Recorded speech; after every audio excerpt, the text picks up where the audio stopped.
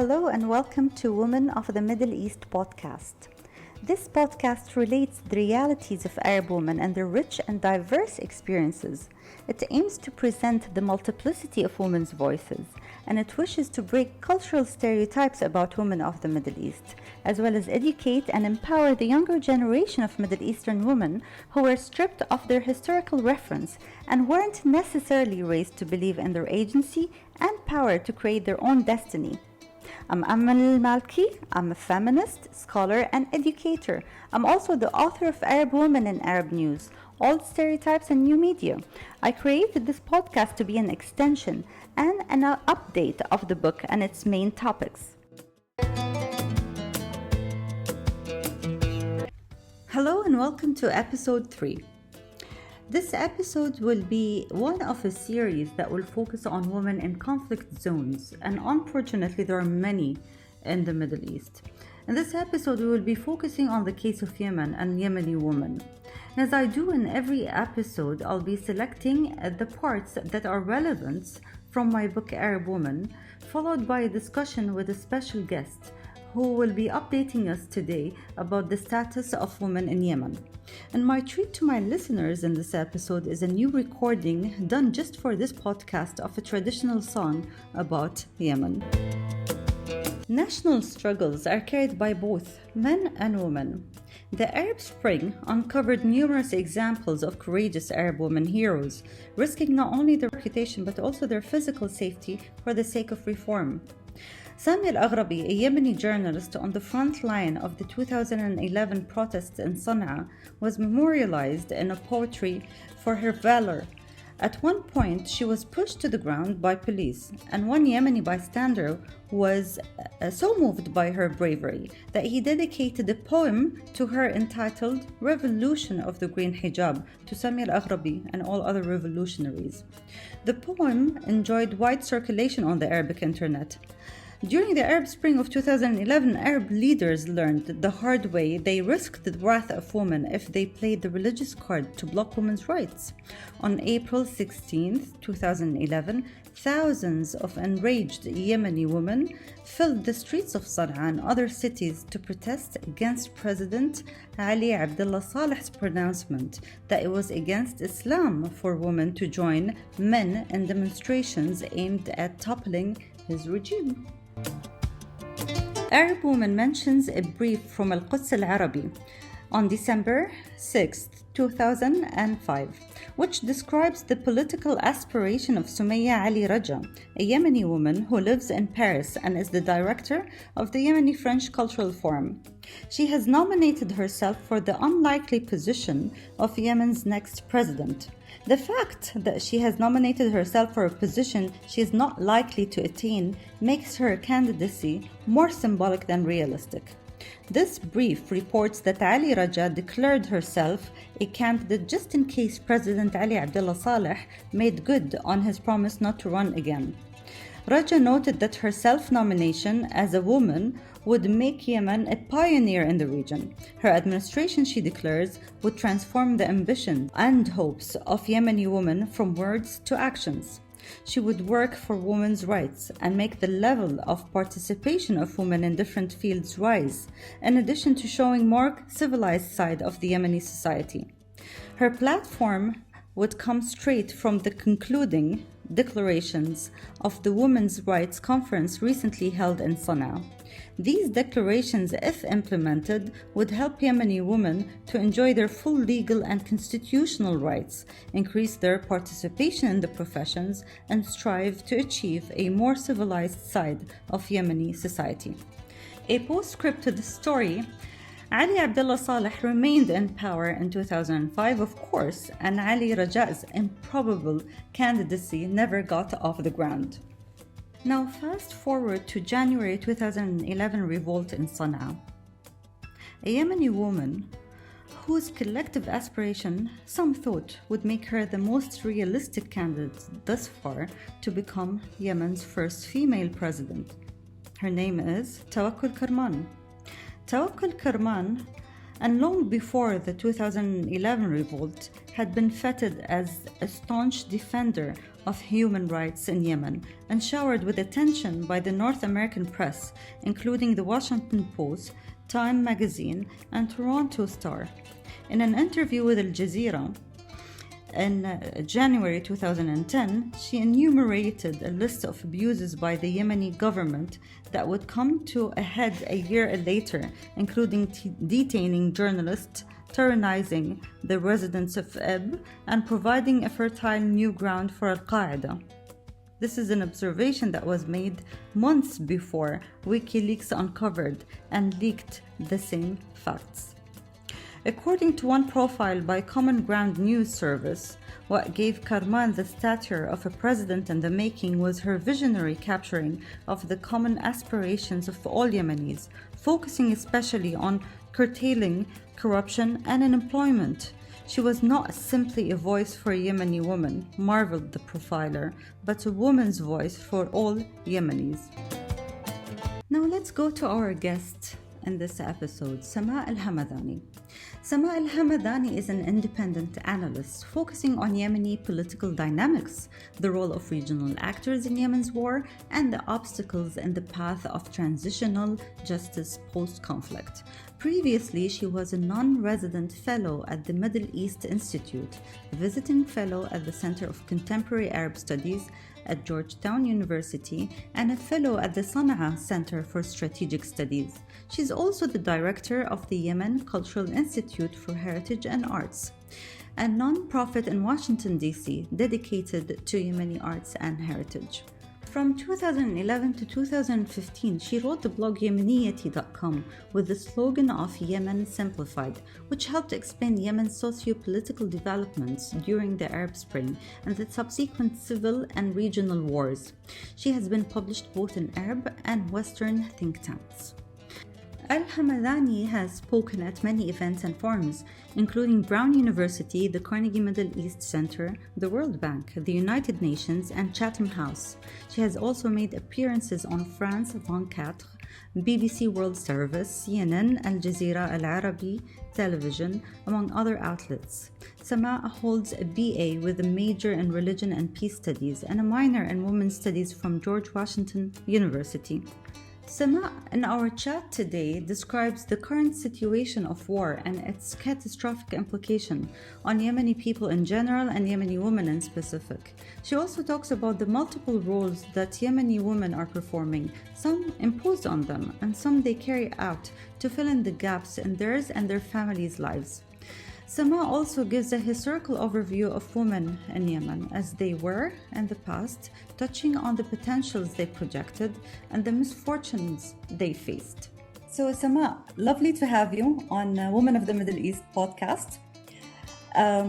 When we speak about Yemeni women, for example, in Arab women, we found that they come under diverse thematic headings. We saw them as active agents under the theme of anger and resistance, and touched upon their role during the revolution of 2011. We also saw them under aspiration and drive, and under role modeling. This was a bit of a change to the persistent portrayal of Yemeni women as victims. My question to you basically is, how do you describe Yemeni women post-2011, especially during the last 5 to 6 years of war? First of all, thank you so much for having me on this podcast. It's quite the pleasure to be here speaking about Yemeni women, a subject that is very important and talked about, but never talked about in just the right way. And so I thank you for this opportunity to discuss the realities of Yemeni women, which, as you had mentioned, are quite diverse. Since 2011, there was a lot of coverage and media portrayal of Yemeni women going to the streets. They were angry, they were a key component of the revolution. And what was really interesting about Yemen in 2011 is that these women were acting free, right? It contradicted this image that we had of Yemeni women as victims. They were taken to the streets, they were demanding their rights, and they were staying outside late to late hours, and they were mixing with men. So in a sense, it was this new idea for Yemeni women, a new image. And in fact, from the Arab Spring, we had one particular woman that was the face of that revolution, at least globally speaking, not in Yemen because there's so many women leaders internally. But then we had the Nobel Peace Prize winner, who was a woman from Yemen because of the Arab Spring. In reality, though, I would argue that the Arab Spring was only a short-lived phase where this portrayal of women was reality for a short time period. Within a month of that, women were already beaten in the Arab Square. So in the Change Square, the women that were protesting were already beaten. They were marginalized from participating on stage. Only women who belonged to political parties were allowed to participate in the change process. So very quickly, the voice of independent women was silenced and politics took over. So the status of women, even if we talk about the Arab Spring, it was short-lived. It was already controlled by political parties, as we've seen in Yemen. But since the war, there are so many roles that Yemeni women have taken. Some of the roles, if you want me to talk about them, we can talk about women as victims, right? That's the image that we see, where they're killed. They are the victims in the sense that if a man dies, they have to care for the children on their own. They're left helpless. They can't work. But then also there's a new type of victim, which is the kidnapped woman and the detained woman and the woman who gets a fabricated political crime pinned on her, which is very new to Yemen's tribal culture, which always avoided doing that to women. So that's a new type of victim. Of course, we have women as token. And in that sense, I want to highlight that the current Yemeni government has several female ambassadors and two ministers, Ms. Ibtihaj Al-Kamal, who's the Minister of Social Affairs, and Nihal Al-Awlaqi, who's the Minister of Legal Affairs. And of course, it would be great if they had a role on the ground. Unfortunately, the Yemeni government in general, not just these women, don't have much of a role on the ground. And therefore, we see a lot of women still represented in political situations, but they have no actual role and they're tokenized. And this also happened, ever since in 2006 onwards, ever since women have been part of the Yemeni government. So in Yemen from 2006 onwards, women were always part of the Yemeni government. But back to the roles of women during Yemen's conflict, we have women as mediators. This is a very traditional role for Yemeni women, historically speaking. We're a tribal culture. And what these women do is that they mediate for between their family and a tribal sheikh when someone is kidnapped, and they vouch for them. They even help release prisoners. That's quite a prominent role where women play a massive, massive role in this. Today, politically, we see a group like the mothers of the abductees who kind of cross the realm between mediator and activist. So women are mediators, they're activists. There's this global trend where they prefer to see women as peacemakers or voices that demand peace. And I think because of the politics in the country, we also see a lot of women doing that. We also have women as healers, as nurses, as doctors, as caregivers, as birthing assistants, as mothers. And then we have women as workers. So a lot of families that were hesitant to have their women work because of the lack of jobs and the scarcity of it, they're now letting women work more than ever. Except the problem is there are no jobs in Yemen. So it's kind of like a catch-22. Then you have a very important role that the media doesn't talk about as much, which is the role of women as fighters. And we have this happening across the political spectrum. First, you have the Houthi movement that has organized a section of women called the Zainabiyat. And these women run security and intelligence, and they take care of all the female dealings that women have to go through. So they have women handling security to deal with women. Of course, in the governorates of Marib, in Ta'az, in Aden, in Abyan, you have women belonging to other political parties and other sects fighting for their land and fighting to protect their own families. And so in Yemen, we also have this woman as a fighter. So those are all themes that we can explore the roles that women have taken since 2011. Sama, what do you say about those variety of roles when you look at Yemeni women outside Yemen? You see them also occupying, variety of roles and professions. many of which actually are geared towards, defending women and women's rights and human rights in Yemen during this conflict. Some of whom are filmmakers, others, have delved into politics as well. In 2015, for example, the Office of the Special Envoy and UN Women created Tawafaq, Right. the Yemeni Women's Pact, who have been also called upon for advice on peace and peace negotiations in Yemen. How do you see this? Do women outside Yemen know what's happening to women inside Yemen? And do they really speak on their behalf? Right. And so this is a very important question, because I think that the women outside of Yemen are also part of this woman as token category that we talked about. Women outside of Yemen are Western educated. They almost always have a second language with very little roots on the ground. They may have grown up there like myself. I'm one of these women where I grew up in Yemen and was raised there. But at the moment, I can't speak on behalf of these women. I can try to speak in empathy for them and to support them from outside. But of course, that doesn't substitute the voice coming from within.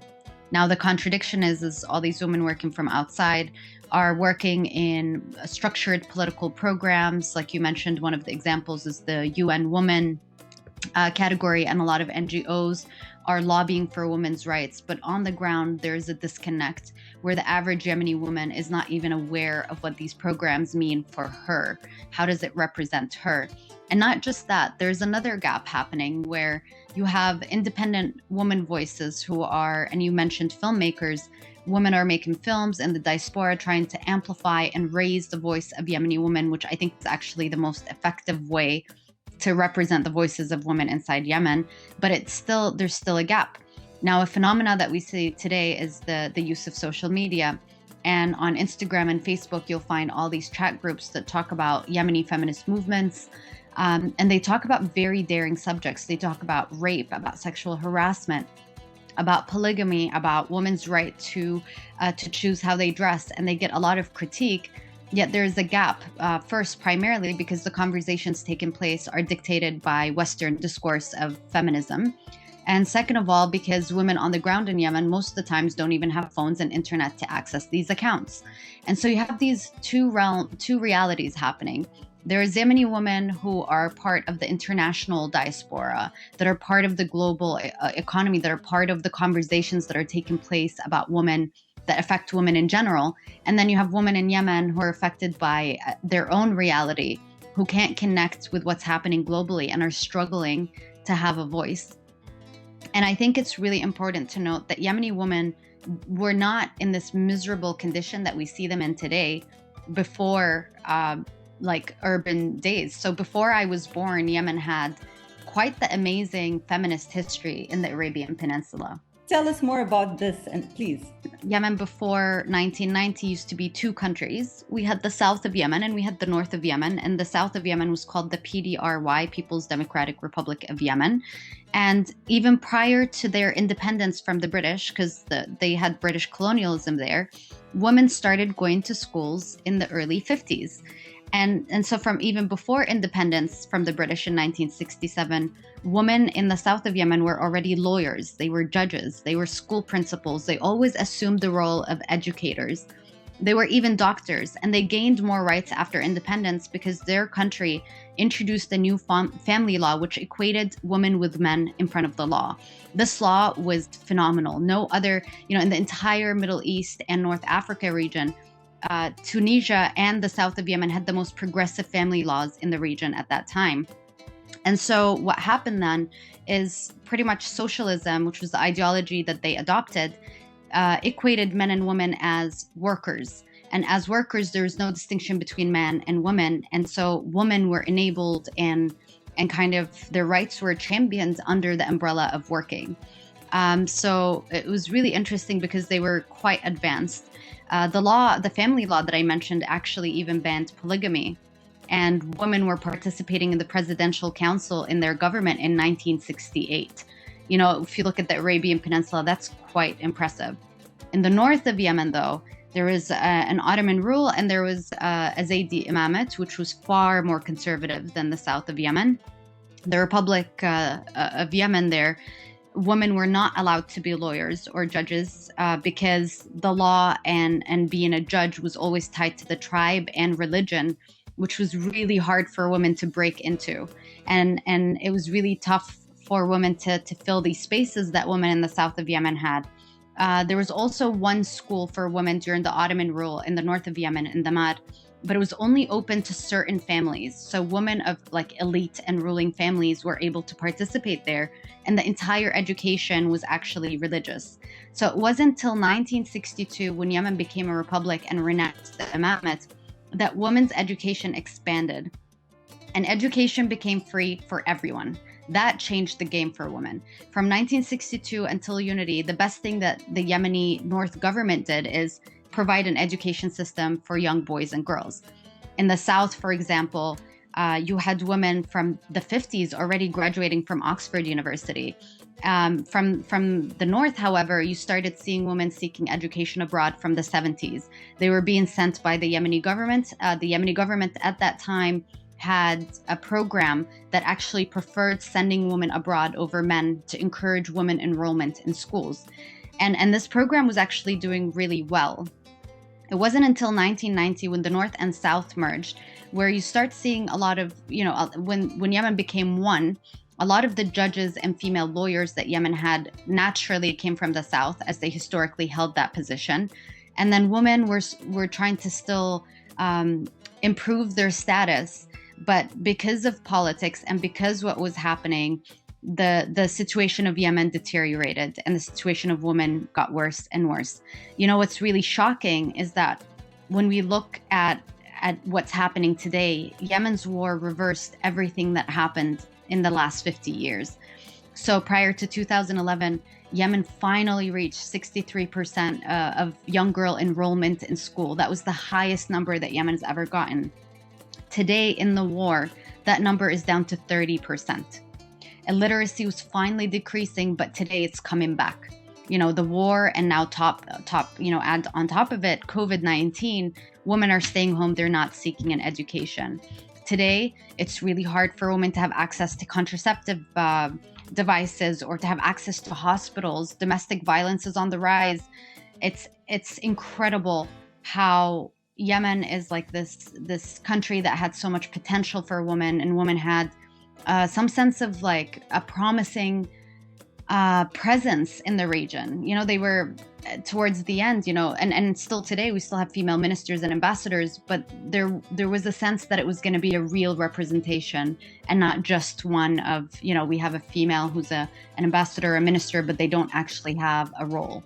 Women in Yemen has not reached a critical mass to change the status quo, to change policies, to change laws. For example, Yemen is also always deemed as one of the worst countries to live in as a woman. It's a country that is ranked the last in the World Economic Forum's Global Gender Gap Index, for 13 consecutive years.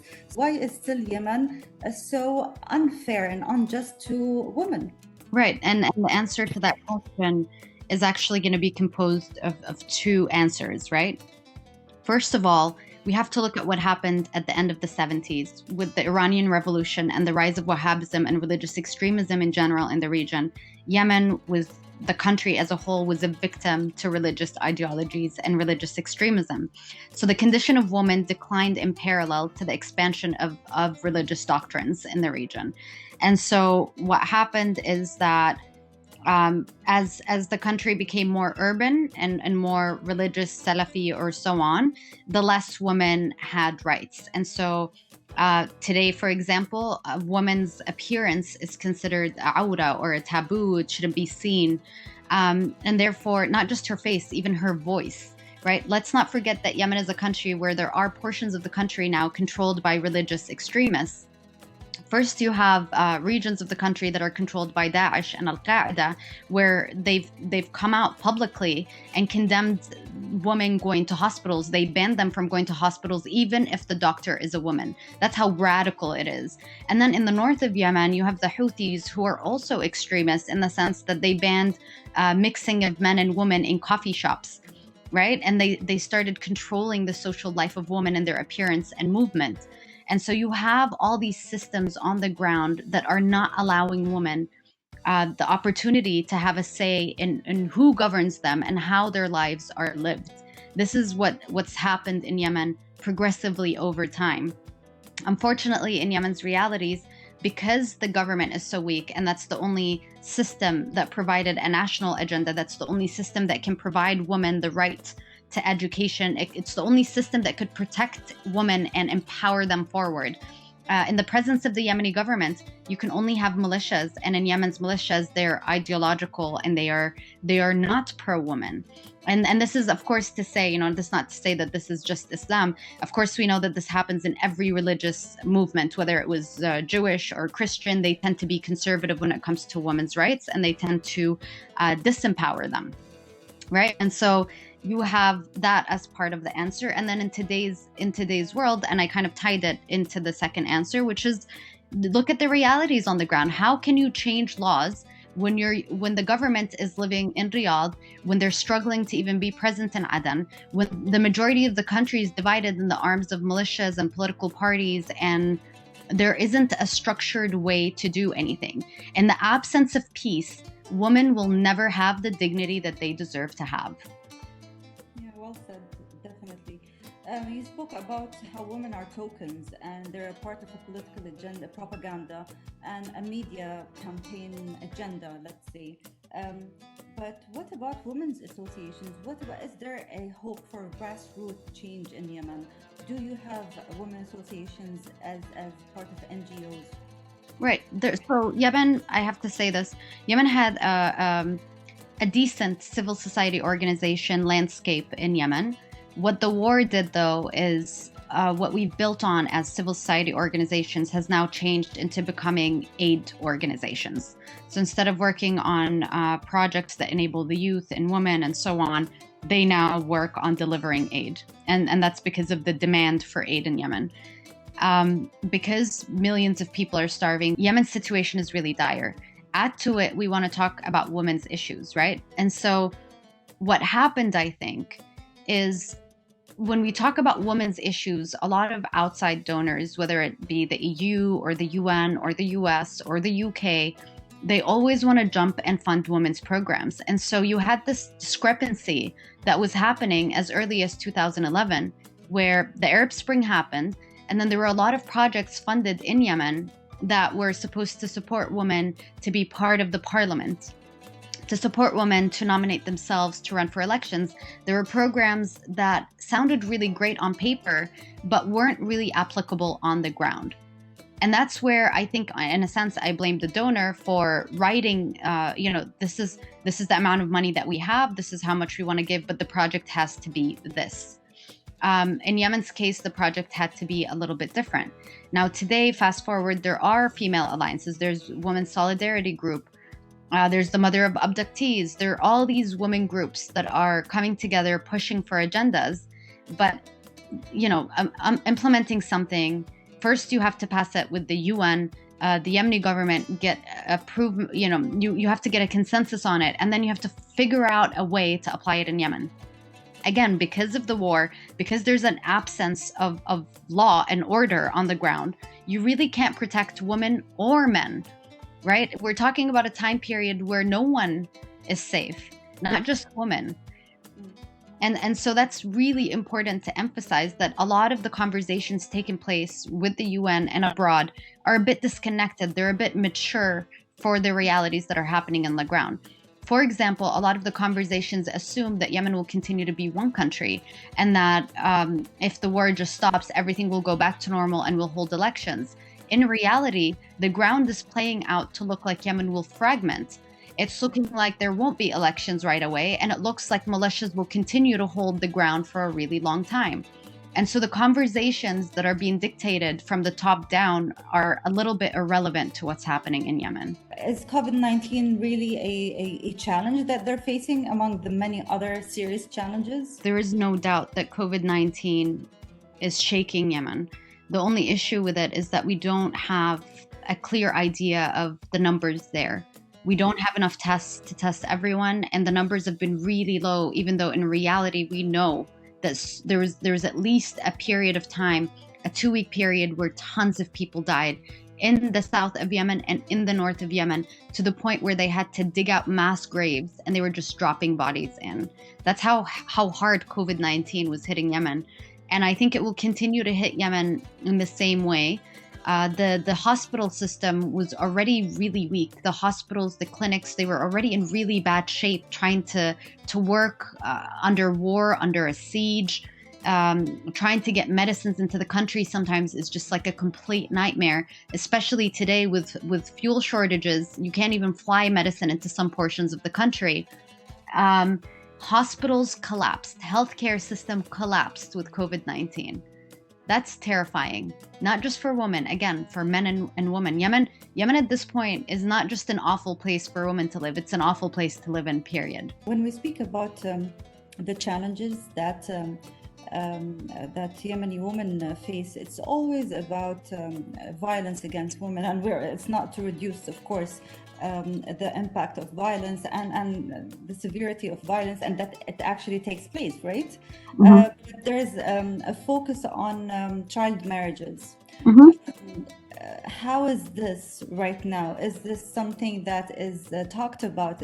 Are there any associations, committees that are actually looking into that in Yemen, helping a young woman or children actually who are forced into marriages, or it's not something that is as important as what Yemeni women are facing?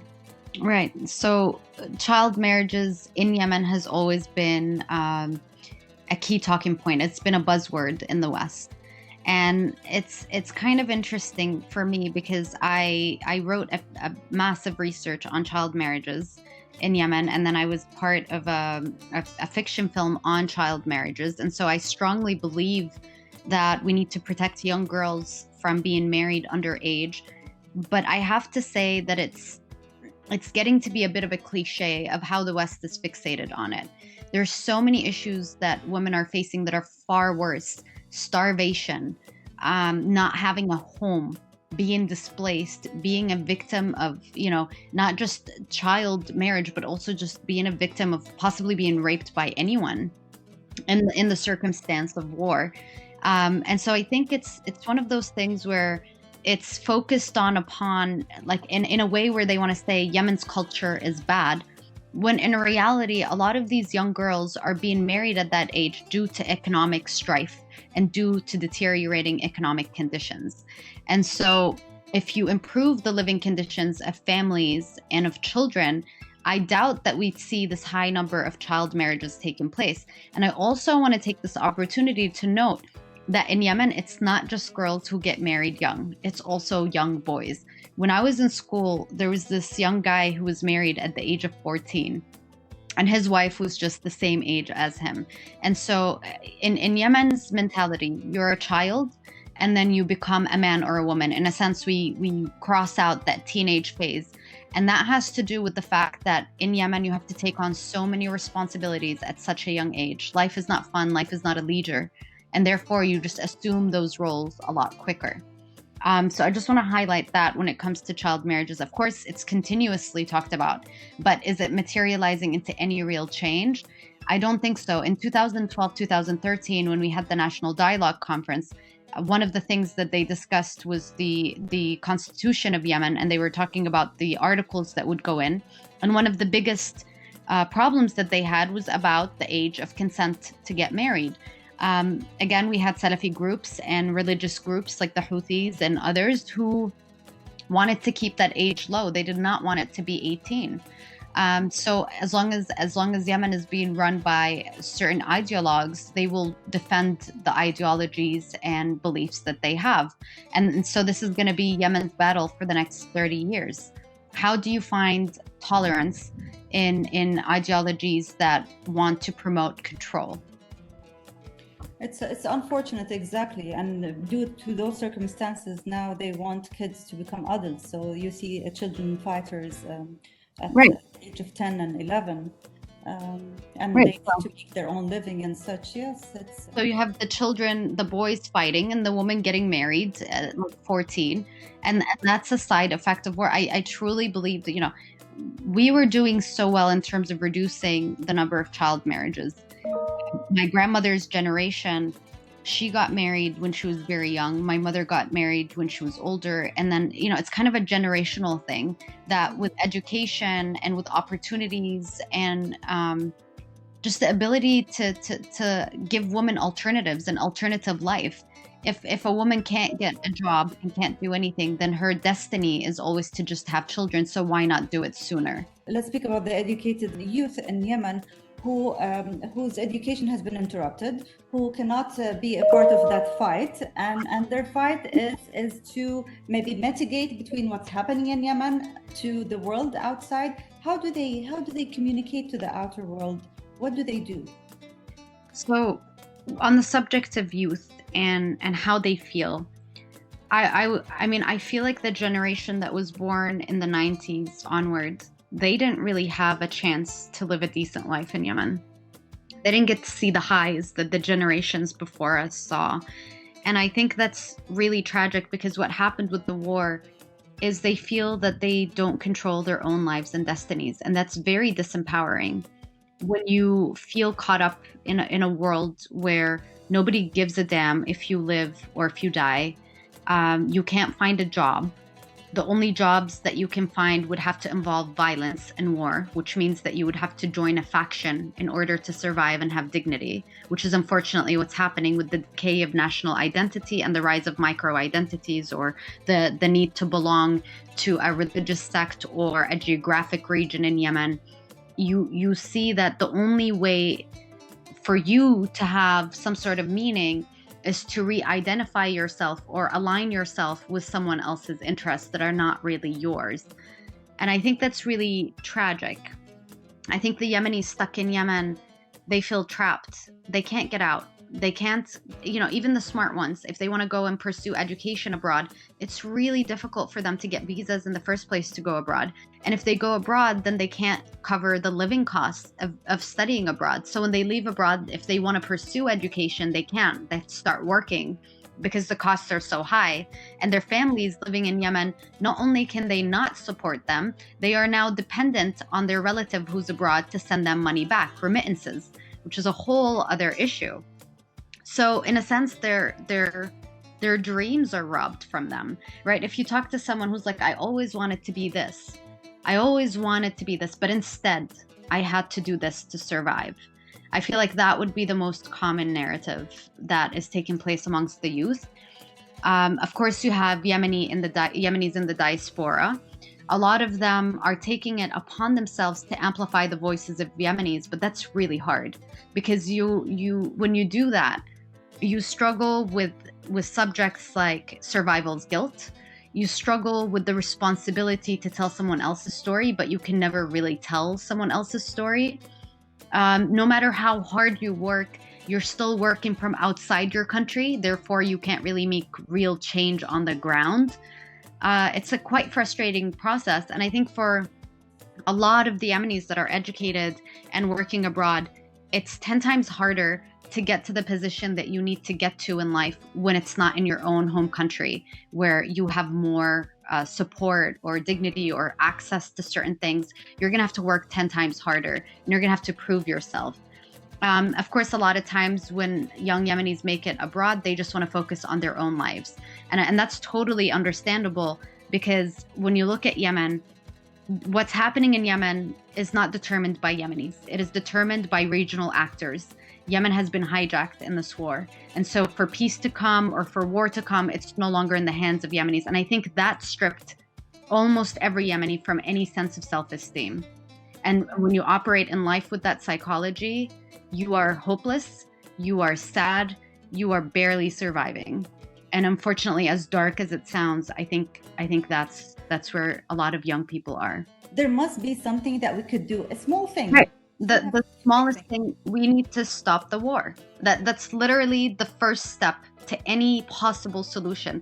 You can come up with 6 or 7 solutions or approaches or mechanisms to solve female displacement or young marriages or whatever it is that you're trying to solve, whatever mechanism you put in place. The step number 1 is peace. That is the step number 1. And I want to add something here. Historically in Yemen, Yemen had queens. So pre-Islamically, we had queens. Pre-Islamically, women were priestesses. They had the highest levels of power when it comes to religion and politics. And even after Islam, we had a queen, Arwa bint Ahmed al-Sulayhi, who founded Jibla. And even her aunt, who I think her name was Asma bint Shihab, she paved the way for Arwa to be queen. And we had, in ancient history, we had poets. We had Zainab al-Shihari and Ghazal al-Makdashi. And I think historically, women played such a key role in politics and in just social, they helped empower communities. I think that because of the history and the heritage that Yemeni women have, that role is not going to disappear. I personally am not afraid of that. I think that women are facing a lot of challenges. They're being silenced. They are being pushed aside and marginalized. But I don't think that this heritage is going to die. I think that it is embedded in what we inherit from our parents. It's in us. It's available to us. And I think that if we can secure peace in Yemen, then these women would take off. They just need a little bit of support. All these programs that are working in goodwill abroad, they can't do anything for Yemeni women unless there's peace. Once there's peace, the people working from abroad or outside can connect with the people inside, and that's when we'll see the push. I totally agree with you. I see that power. I see that power in you.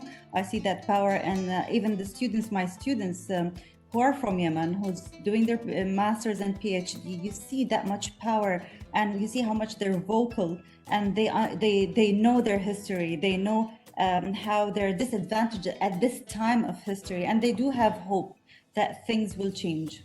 Right. Well, I want to also add, that it's very interesting as I meet women from different cultures, that the first shock that really happened to me when I went to America is that a lot of the characteristics that I have in my personality, as I studied feminism in school, I realized they would be described as masculine in a Western culture.